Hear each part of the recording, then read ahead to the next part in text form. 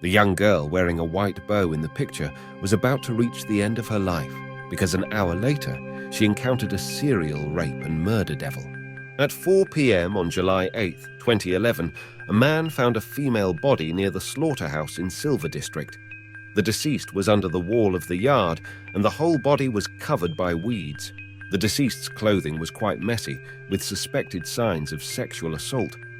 The victim appeared to be young, wearing a white bow on her head and a white t-shirt with English letters printed on it. The body was highly corrupt.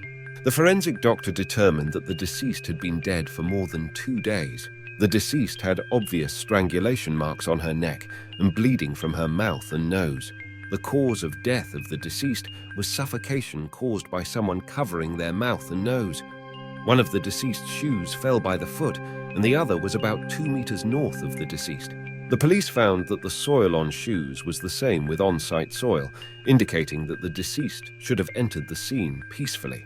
The current location was the first scene. There were also 2 intact paper bags on site. The larger one contained 2 pieces of clothing from the girl and a dark men's suit.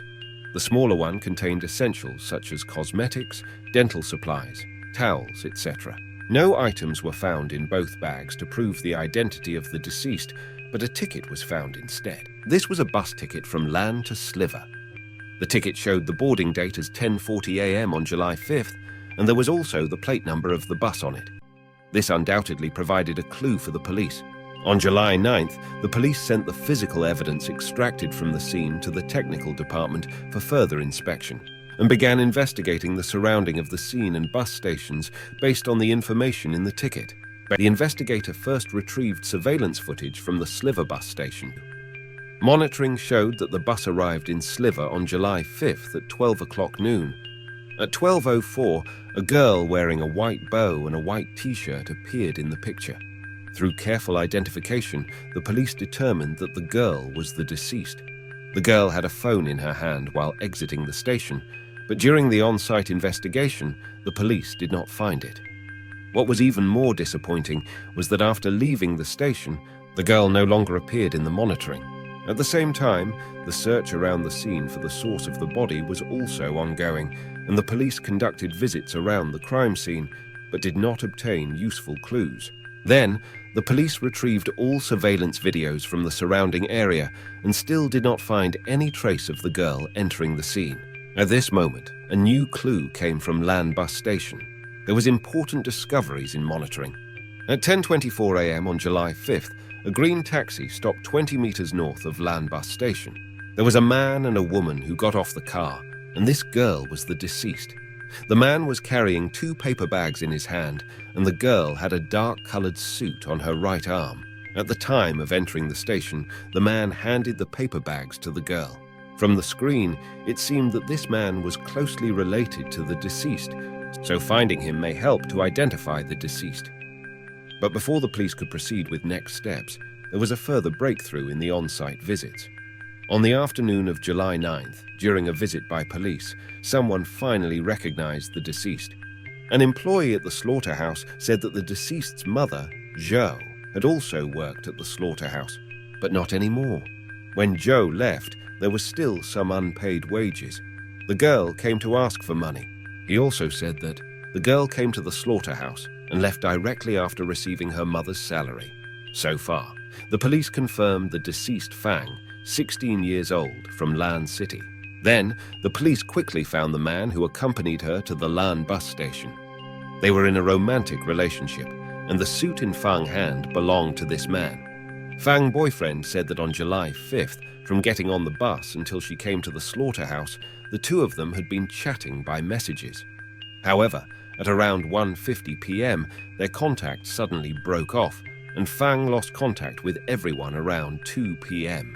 The police preliminarily concluded that Fang was killed on the way out of the slaughterhouse.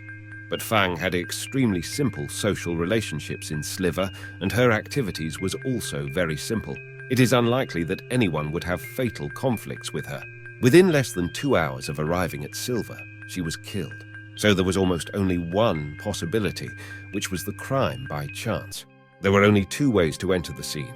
One was the way for vehicles to pass, and there was no monitoring. and Fang entered the scene in this way. The other was the road that nearby residents would choose. There was just one monitoring probe on this road, internal monitoring of an automobile company, and the perspective was directly towards the factory. However, the upper left corner of the monitoring just caught the only way to the scene. This was the closest and the only available surveillance to the scene.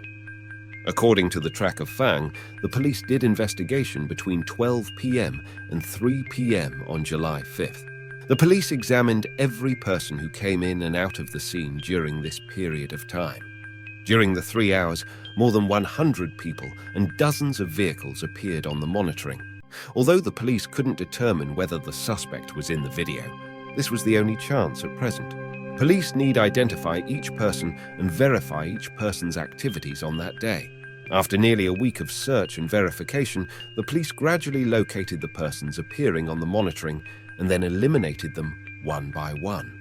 Only one person had not been found, a man in a colored striped t-shirt. Also, the police found that everyone around the scene did not know the man, nor did anyone know why he was present at the scene. So the case almost came to a dead end again. While the police were trying their best to find the man, an astonishing clue came from the DNA lab. Technicians detected the DNA content of the male plaque in the deceased, which confirmed that the deceased had indeed been sexually assaulted. However, DNA can only be used as the proof for identifying suspects, but not helping with finding suspects. This strange man who had not been found was still the key to investigation. The police were not sure whether he was a real suspect. At about 2 p.m. on July 5th, the man in a colored striped t-shirt came out of the scene. The time was very consistent with the time of the crime, and he only appeared once in the days before and after the crime. From the time the man entered the monitoring to the time he left, it was only 11 seconds, and there was just his back in the video. It was obviously very difficult to find a person only based on this. Police tried various methods, but still no clue. Shortly after the suspect's DNA was detected, there was another shocking news. On June 11th, a robbery and homicide case occurred in Wu City. After comparison, the suspect's DNA in the two cases was identical. The police decided to investigate the two cases together. In the case of Wu City, the clues available to police are equally minimal. After a comprehensive analysis of the two cases, all the doubts still focused on the unidentified man in the surveillance video. After nearly half a month of investigation, there was still no any trace of this man. The police had to post this 11-second surveillance video on the website of the police in order to get help from other departments. On July 26th, while the police were still working on these two crime cases, the anti-drug team was quietly investigating another case. According to reliable intelligence, a drug transaction would take place at this house. Around 3 p.m., a man wearing a colorful t-shirt entered the surveillance area. He walked straight to the third floor, looked around, and then entered room 311. The man immediately reminded the police of the 11-second surveillance video. 10 minutes later, the man walked out of the room, and the police quickly came out to get him. The drug dealer, named Ma, in 1996 he committed robbery and rape and was sentenced to 8 years in prison. In June 2010, sentenced to 1 year in prison for drug dealing, released on June 7, 2011. The anti-drug team promptly reported the information of Ma to the investigation team. During the interrogation, Ma only confessed the fact of drug dealing and not mentioned about the two cases. Whether Ma was the real murderer would be answered by science.